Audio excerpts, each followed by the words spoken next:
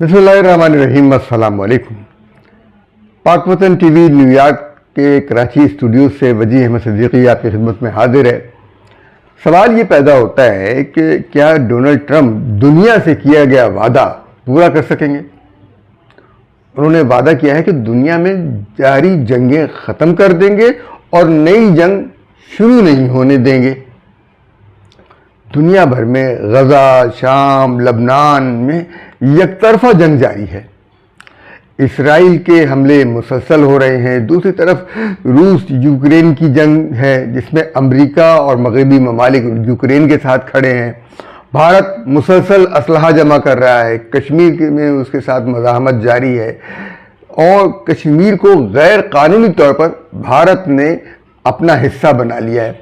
और ये सारा काम ट्रंप के पिछले दौर में हुआ है। ये सब कुछ तो जंग ख़त्म करने का या जंग बंद करने का या जंग रुकवाने का जो वादा है, क्या ये मुमकिन है? और क्या अमेरिका यकतरफा तौर पर किसी एक फरीक के हक़ में फ़ैसला कर देगा कि जंग बस अब तो ये इसके हक़ में और तुम पीछे हट जाओ? क्योंकि जंग में फरीक़ैन को मुत्तफ़िक़ होना पड़ता है, किसी मामले पर पहुंचना पड़ता है, किसी जगह उनका इत्तेफाक होता है, तब जाके जंग ख़त्म होती है। ऐसा तो नहीं होता कि आपने किसी एक फरीक के हक़ में फ़ैसला कर दिया, दूसरा फरीक जो है वो आपके कहे के मुताबिक जंग ख़त्म कर दे। जब ट्रंप ने दुनिया में अमन के क़याम का मिशन का ऐलान किया है तो उसी दिन इसराइल ने फ़लस्तीन के मुतअद्दिद इलाक़ों पर हमला करके सैकड़ों फ़लस्तीनियों को शहीद कर डाला। अब हम समझ गए हैं कि क्या होगा, किस तरीके से होगा, जंगें किस तरह ख़त्म होंगी, क्योंकि ट्रंप की पार्टी की तर्जुमान एलिज़ाबेथ पी वाज़ेह तौर पर कह दिया है कि जंगें फैसला कुन नतीजे पर ख़त्म होंगी, यानी किसी एक फरीक के हक़ में फ़ैसला हो जाए, वो एटम बम मारें, तबाह कर दें, बर्बाद कर दें, जैसा कि इसराइल इस वक्त फ़लस्तीन और गज़ा के साथ कर रहा है। अगर ये सिलसिला हुआ तो जंगें ख़त्म नहीं होंगी, बल्कि नई जंगों का, बल्कि आलमी जंगों का सिलसिला शुरू हो जाएगा और ये ज़्यादा ख़तरनाक है। ट्रंप का ये वादा जंग ख़त्म कर देंगे, ये नई जंगें शुरू करने का वादा है। दुनिया में बहुत से ऐसे इलाके हैं जहाँ तनाज़ात मौजूद हैं। सिर्फ गज़ा जो है वो सबसे बड़ा इलाका है। फ़लस्तीन जहाँ पर मुसलसल हमले हो रहे हैं, जंग जारी है। गुज़िश्ता एक साल से, गुज़िश्ता साल 7 अक्टूबर को जंग शुरू हुई थी, वो अब तक जारी है। गज़ा पर इस्राएली हमला मुसलसल जारी है। अमेरिकी इंतज़ामिया ने इसराइल की मुकम्मल हिमायत का ऐलान कर रखा है। क्या ट्रंप इस हिमायत को जारी रखेंगे या इस ऐलान को वापस लेंगे और ख़त्म कर देंगे? इसराइल को कहेंगे कि रोक दे ये सिलसिला। गज़ा की जंग के नतीजे में मशरिक़ वस्ता में भी मज़ीद जंग फैली है। ईरान के अंदर हमले हुए हैं, लबनान में हमले हुए हैं, सऊदी अरब को ख़तरा है। मशरिक़ वस्ता में यमन, लबनान, शाम, ईरान, ये सारी जगहें जंग की लपेट में हैं।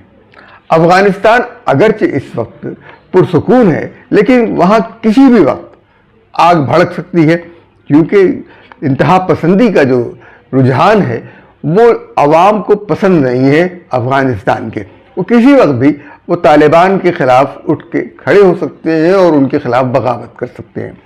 तो जंग के तमाम आसार हर जगह मौजूद हैं। सूडान में ईसाइयों और मुसलमानों में कशीदगी है, वहाँ बैरूनी मुदाखलत जारी है। रूस और यूक्रेन की जंग कई सालों से जारी है। अमेरिका और उसके इत्तेहादी इस मामले में यूक्रेन के साथ खड़े हैं, लेकिन यूक्रेन का खुलकर साथ नहीं दे रहे हैं कि रूस जो है वो वहाँ से पसपा हो जाए। म्यांमार में मुसलमानों के खिलाफ हुकूमती जुल्म सितम जारी है और वहाँ से लोग हिजरत कर करके बांग्लादेश आ रहे हैं। नाइजीरिया में अलकायदा तर्ज की कशीदगी जारी है।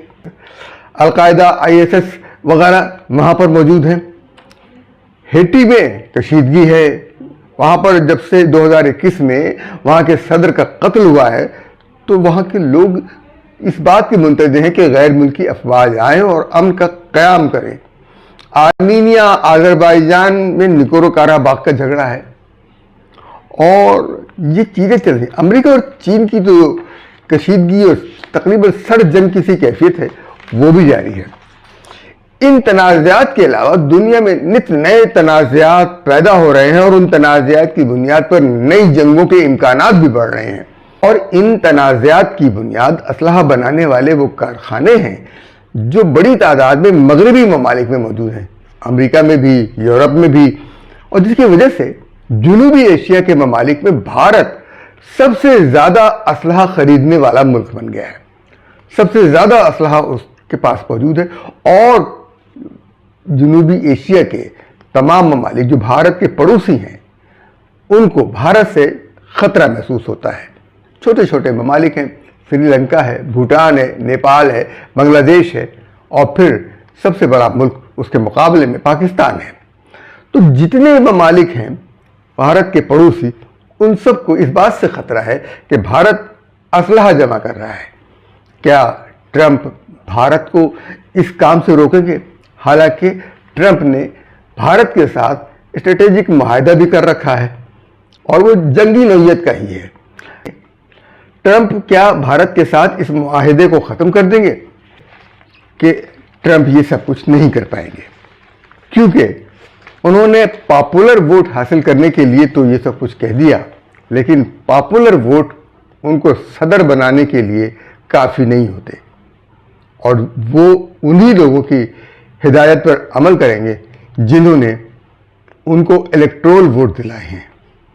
ٹرمپ اس دفعہ پہلے سے زیادہ مختلف ہوں گے، وہ پہلے جیسے ٹرمپ نہیں ہوں گے۔ آپ کو اس دفعہ ایک نیا ٹرمپ نظر آئے گا جو کوشش یہ کرے گا کہ ایک مدت وہ پوری کرنے کے بعد وہ دوسری مدت کے لیے پھر الیکشن لڑے۔ 8 سال مزید، 4 سال، 8 سال اور 12 سال ٹرمپ کی صدارت کے ہو جائیں گے۔ اسی طریقے سے پاکستان کے اندر جو لوگ ٹرمپ سے توقعات لگائے بیٹھے ہیں کہ ٹرمپ پاکستان کے سیاسی معاملات میں مداخلت کرے گا، تو میرا یہ خیال ہے کہ ہرگز نہیں۔ وہ کبھی یہ نہیں کہیں گے کہ عمران خان کو رہا کرو اور اسے اقتدار دو۔ ان کا مطالبہ یہاں تک تو ہو سکتا ہے کہ عمران خان کو رہا کرو، لیکن اسے اقتدار دلانے کی کوشش نہیں کریں گے۔ شاید وہ یہ مطالبہ بھی نہ کریں کہ عمران خان کو رہا کرو، کیونکہ مذاکرات اور معاملات دوسری پارٹیوں کے ساتھ بھی انہیں بہتر رکھنے ہیں۔ جب عمران خان وزیر اعظم تھے تو ٹرمپ صدر تھے، تو انہوں نے عمران خان کی تعریف کر دی، اور اس الیکشن میں بھی انہوں نے اس حوالے سے کہ وہ عمران خان سے ملے تھے اس لیے ان کی تعریف کر دی۔ اب یہ نہیں ممکن کہ وہ عمران خان کو رہائی بھی دلوائیں، ان پر سے مقدمات بھی ختم کروائیں اور ان کو اقتدار بھی دلوائیں۔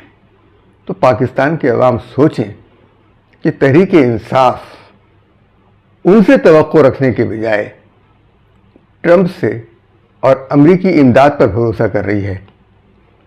اب وہ ایبسلیوٹلی ناٹ کا نعرہ کہاں گیا؟ ہمیں تو یہ بھی توقع ہے کہ ٹرمپ جنگ ختم کرانے کے وعدے کو بھی پورا کر پائیں گے یا نہیں۔ آپ بھی اس بات پر غور کیجئے، ہم بھی غور کرتے ہیں، اور سوچئے کہ کیا ٹرمپ اس دنیا کو جنگ سے نجات دلا پائیں گے یا نہیں۔ آپ سے اجازت لینے سے پہلے ہم آپ سے یہ گزارش کریں گے کہ پاک وطن ٹی وی کو لائک کیجئے، سبسکرائب کیجئے اور شیئر کیجئے۔ اب ہمیں اجازت دیجئے۔ اللہ حافظ و ناصر۔